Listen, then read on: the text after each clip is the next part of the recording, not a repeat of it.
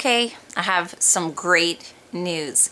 So if you saw my last video update, my 36-week pregnant update, you would have seen that the baby was completely in the wrong position. He was actually not even just sideways, but tilted up to where his head was up here. His head was up here and his body was curving around down here. So really not a good position for 36 weeks pregnant. So for 1 week I have been crawling. Well, you know, I've done other things too, but throughout the day, several times a day, every few hours, I've been dropping to my knees and crawling around this house for a few minutes at a time. Now, Jason, after the first time that I was crawling, and he was seeing my pain, these old knees, they're just not what they used to be, and I thought, there's no way I can do this. So, being the caring husband that he is, he produced these. If you have to crawl around your house when you are 36 weeks pregnant, get yourself a pair of these. They are fantastic. The first time I put them on, I felt like I was crawling on the clouds. So, yeah, that made it very doable. And my florist got really picked up because, of course, I can't just crawl. You know, I've got to crawl around and see all of those lost toys underneath the couch. I'm like pulling things out while I'm crawling. Anyway, so I did that for 1 week. I had another midwife appointment, my 37-week appointment. And guess what? Baby has moved. He is not completely perfectly in that position, that head down birthing position, but he is like on his way there. He's down. And I'm so excited, and I want to say thank you to you because hundreds, literally hundreds of people have been praying for this baby to turn head down, and your prayers have made a difference. Thank you, thank you, thank you. Okay, so with that exciting news out of the way, I'm going to keep crawling. I'm not going to give up the crawling because that, like my midwife said, that just really helps, that gravity pull while you're crawling and moving helps baby to flop down into that correct position, and I want him to stay there. So I'm doing crawling. I've also been doing more walking around to encourage him to, you know, remain where he's at. So let's talk about 37 weeks. Let's see. My 37-week page on my app tells me that my baby is as big as a romaine lettuce. What in the world? Now, being somebody who likes to garden, I never understand these things. Are we talking about a romaine lettuce in early spring? Or are we talking about a romaine lettuce that gets so big that it's kind of turning bitter? I don't know. It says he's 18.9 inches long and over 6 pounds. So we're getting there. We're getting there. I'm only 3 weeks away from my due date. Now, if you have watched my channel for long, you would know that I do not go early with my babies. If I had a baby arrive early, I would kind of be in shock and unprepared. Now, just this week, I have started really wanting to organize and get ready for him. And on my app here, it says 37 weeks, many moms-to-be find themselves organizing cupboards and scrubbing floors. This is the phenomenon people lovingly refer to as nesting. Well, for sure, because I was upstairs in our loft, which is where we will have Lydia. She's 1 year old. She has a full-size crib. And we will have the little babies area. And we have a king-size bed. It's a big, you can't stand in it because it's not a tall ceiling, but it is a big L-shaped loft. And I'm going to be doing a tour of that loft, a loft reveal when I'm done, because I had this idea of how I want to redo the loft upstairs to fit Lydia's clothes and all the new baby supplies and this sweet little bassinet that we were given. I want to take out the little dresser thing that's up there and have Jason build me some shelves and do some baskets to organize things. So, okay, all of that is coming. I'm working on it all. He just told me I need dimensions for your shelves and I can put them in place. So that is all happening. That's in my mind, and I will do a video to show you that. I'm also almost finished getting ready with all my home birth supplies. When my midwives came, they came here last week and actually brought a birth pool and things along. So I have all of that plus the things that I have. So expect a video about those supplies coming soon also. Okay, let's see what else it says about me. It says that my symptoms are heartburn. Nope. Spotting. Nope. Stretch marks? No. Can you believe I've never had stretch marks with 9 pregnancies? Abdominal pressure. Okay, yeah. I do. I mean, come on, how am I not going to have abdominal pressure at this point? And a greater urge to pee. Oh yeah. Oh yeah. Frequent trips to the bathroom. Trouble sleeping. Unfortunately, yeah. I fall asleep really easily and I sleep solidly through the night, but usually around 3:30 or 4, I'm kind of like awake. So, I don't know. I get up and do things. I just can't lay there and, you know, twiddle my thumbs. Contractions, yes. I have been having Braxton Hicks for months. I mean, this is my 9th baby and they started early, but they're definitely getting more productive, more, you know, just more like, that doesn't feel comfortable. So that is increasing for sure. Nausea, upset stomach, no, I haven't really had that. I have been really tired. I have had days where I have just wanted to nap all day long, and so I am trying to just count my victories instead of counting all the things that I'm not getting done. I'm like, hey, look at what I did today. I did this and I did this in between my naps. So that's kind of how I've been going at it. Again, I've been really grateful this time around. My varicose veins, though they are very present, have not been giving me the pain that I have had in the past. So I'm really thankful for that. Okay, so the app goes on to tell me about all the going into labor stuff, but I'm just not even worried about that. 3 weeks. I have 3 weeks left. No problem. I got this. So our other pregnant friend is our Jersey cow, Fern. Now she is due, at this point, she could go any day now, or it could be a little longer. Jason's dad was over last weekend, and he raised cattle, so he has seen a lot of pregnant cows and, you know, little calves being born. So he went and checked her out for us, and he thinks it'll be like another week and a half maybe. It's kind of his, you know, of course no one knows for sure, but just kind of looking at her and how things are going there. I am hoping, and I've talked to her about this and told her, I really want to be at your birth, Fern. I want to see that calf being born. I just think it would be incredible. I actually watched a Justin Rhodes video on their first cow that they caught on camera, and wow, I'm so glad I watched it, because I think that if I hadn't watched it, I would have probably been scared to death if I had seen Fern give birth, because it went on for a pretty long time, and the cow had its head out, and their cow, or the calf had its head out. The cow just goes back to eating grass. Like, this is totally normal to have like part of a calf sticking out of you. And then a while later, she lays down for a bit, then she stands back up, and then the calf like entirely comes out. Literally comes out and falls on its head, just like bam, straight on its head, and flops over to the side and does not move. Looked completely dead.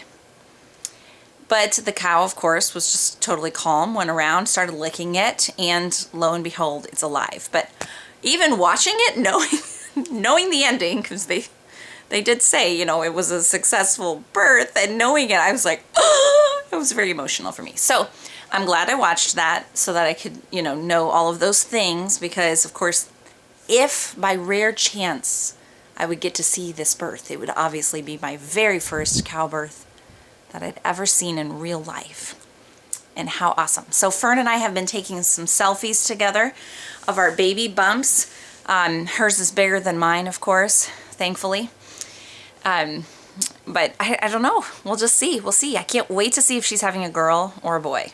So if she's having a girl, then we plan to keep it, and it will be another future milk cow for us. And if it's a boy, then we will be raising him for beef. So I don't know. That's where it's at. I'm in great anticipation, and I've been taking lots of walks up there to kind of look at her with my unprofessional eye and try to think, do you look different than you did yesterday? Is there any sign that I can see here? We've been reading the Keeping a Family Cow book, which is the highly recommended book. So we've read that, and of course Isabella's watched tons of videos and read the chapter several times, so she's kind of like the resident lady with the knowledge. But Okay, that's Fern's birth update or pregnancy update and my pregnancy update. Now let's go outside and take a little walk around so you can see Fern and see a few other projects that I have been working on today.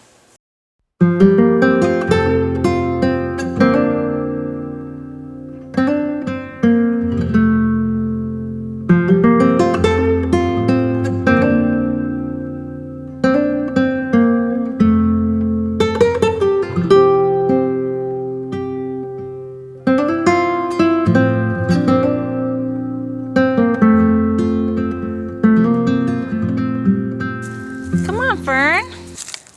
Mom, she's slobbering on me. I was just talking about you, and we wanted to show how you're doing. Can you do a little turnaround and show that belly? Got lots of flies today, don't you? Lots. Once the warm weather comes, so do the flies. We're gonna have to get our fly spray out again. Look at that belly.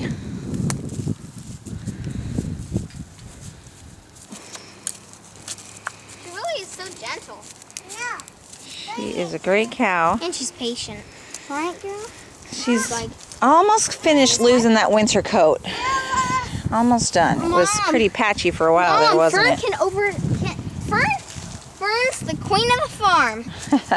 Pepper backs off to her.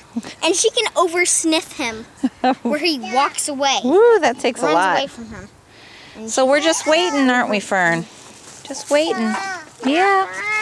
We don't have a... Yep. We don't know what stage the baby's gonna be. Tell us. We don't know. Are you calling victory? Say victory.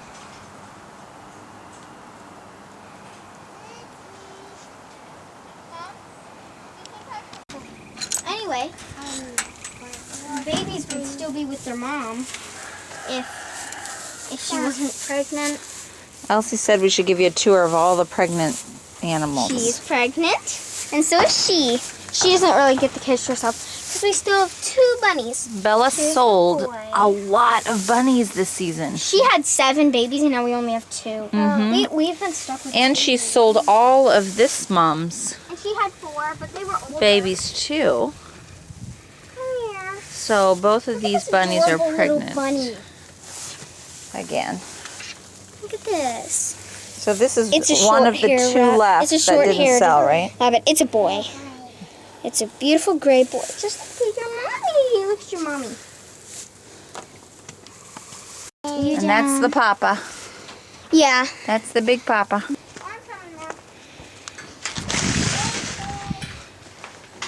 So inside my greenhouse, oh boy, I watered this morning, but it's so warm I'm gonna have to water again. It is very hot. We have tomato plants getting large. No, 90. Coming, lady.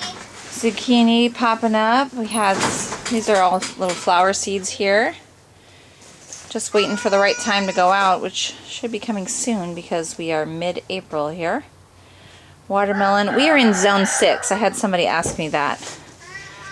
Now this is okra. I've never grown okra before, so I'm really excited to give it a try. And then these are cucumbers, little cucumber guys. Everything needs to be watered again. We have more tomatoes over here, and then some different types of mints, which really like being in here. Who wouldn't? It's warm and cozy. This is where I sit and just soak up the warmth on chilly days. It's so wonderful in here. You ready, Nick? Come on, let's see. She wants to tell us all about it. Just say, Make an announcement. Okay, now let me see it. Oh, it's one of these. There was already eggs in the nest. Congratulations. You laid one of these eggs. Probably a brown one.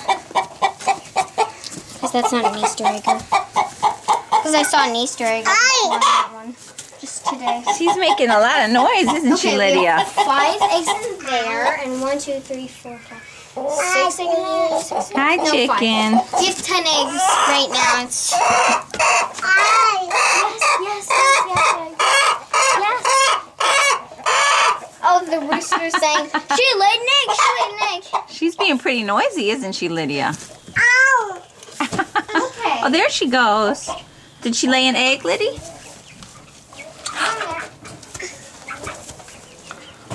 There it is. Oh, thank you. Oh, there's 2 in there. Oh, thank you. There's 5 in there, Mom. Oh my, we're gonna need a basket. And we have 10 eggs, actually. This is a young chicken. Whoa, okay. We're gonna need to get our egg basket, Lydia. She just keeps pulling them out, doesn't she? I'll put them in here. Okay. Definitely pet. She's yes, like, Clover is a pet. Watch. Some chickens are just crazy, but some chickens are friendly and nice. You're running away so fast. She's very old. She doesn't lay anymore. Me. Can you pick her up, Lydia? She's kind of big for you. Oh, yeah, I guess so. She is big.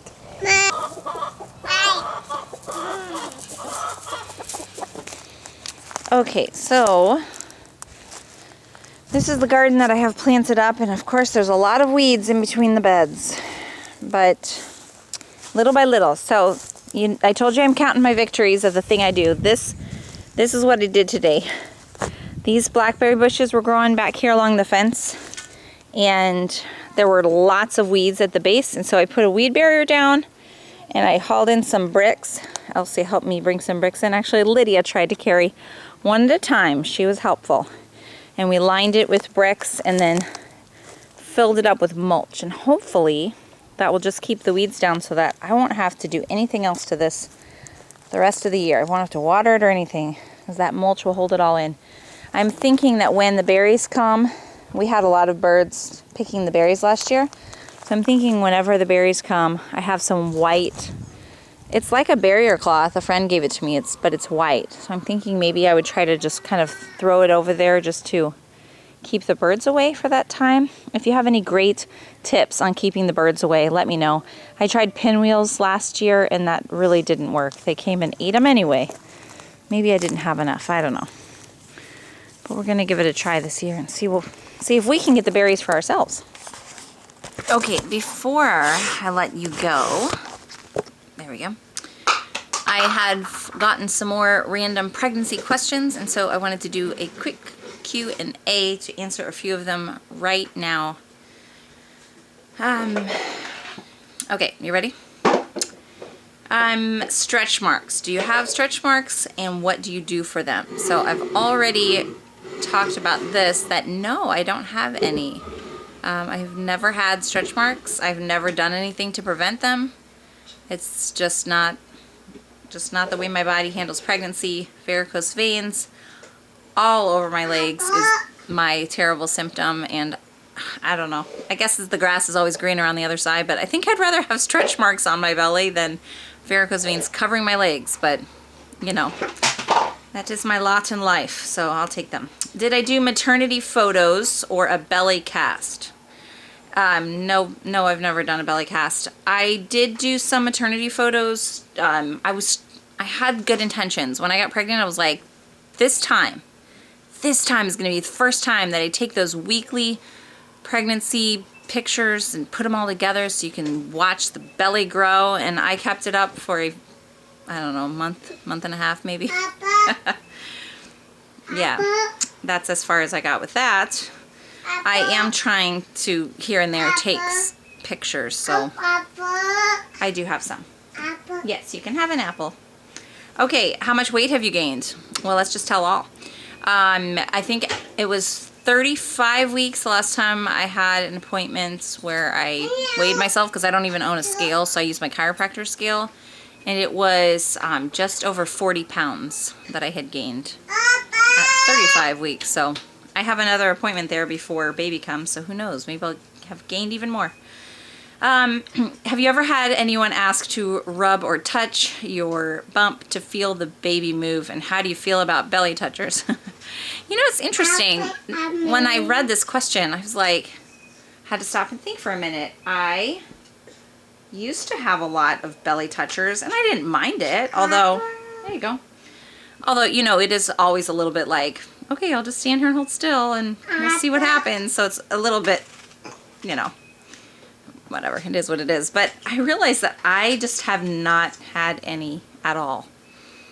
I don't know if that's because I'm living more in a strange post-COVID isolated world. I don't know. It just never crossed my mind, though, until I read that question. Okay, and then, of course, we constantly get the question, how many kids do we want? And we say all of them. And how has hubby been bonding with baby? Any tips? You know, just to be totally honest, when I was pregnant for the first time, you're all like, you know, sitting there talking to the baby, and he's talking to the baby, and I don't know, singing a duet to the baby. It's all really extreme, you know. Once you're pregnant with your 9th, you've got a lot going on, and that baby is hearing your voice constantly and getting familiar with your voice constantly. Same for him. You know, we take turns reading out loud and things, and so baby's always hearing him. So I would say that's kind of the extent of the bonding at this point. He's really good about helping me out with back massage, foot massage when I'm achy, and trying to manage my tired mom meltdowns that will sometimes come in the evenings. I told him the other day, it was like, only 3 more weeks of spontaneous mom meltdowns and then it'll be done. Maybe. Okay, so that is all of the questions. Let me double check here to make sure. So just in case you have a baby that is also in the wrong position and not flipping, let me just quickly tell you all of the suggestions that I was given besides crawling. The chiropractor was a common recommendation, something called the Webster technique. Putting a cold pack up on the top of your belly where the head is and shouldn't be, to kind of encourage baby to move away from it. The Spinning Babies website was recommended by quite a few women as helpful. Also something called the Miles Circuit, which I watched a video on. It was really interesting. I think that actually if I had tried that with Lydia's birth, she may have come faster because she was just kind of turned a tiny bit. I had another one that was turned a little bit. And I just think maybe that Miles Circuit would have helped speed up things at the end. So I'm glad that I watched that video. Someone said that they were told to put a lighted flashlight above their pelvic bone to encourage the baby to move down toward the light. It worked with them and their friend. One really tough mama said that she had a baby, her youngest, who was breech, and she tried all of the things and couldn't get the baby to turn, and so she actually did an external, what do you call that, when you reposition the baby, when you turn the baby? She did it on herself. That's hardcore, folks. This is a strong mama. Of course, also people have said that their doctor or midwife did that for them. I know that is not the ideal way to go because I think it's probably pretty painful for mom. So that would be kind of a last resort. So those are all the tips that I've been given. I actually had 2 moms tell me that they are in the same sort of situation right now with their babies. They're due the beginning of May with a baby who just doesn't want to turn and get into position. So maybe give some of these things a try. I'm going to keep up my crawling and my walking and go forward in victory. I'm excited. I'm actually really looking forward. She said victory. That's the name of the calf. I'm actually looking forward to the birth and the process. It's all just miraculous and I'm excited about it. So I will be chatting with you more about this topic soon. Be sure, if you haven't already, to watch my teaching textbooks video so that you can find out how to sign up to win a year of teaching textbooks for all of your kids. So I'll put that link here so that you can check that out. And I hope you have a wonderful, wonderful week. I will see you all very soon.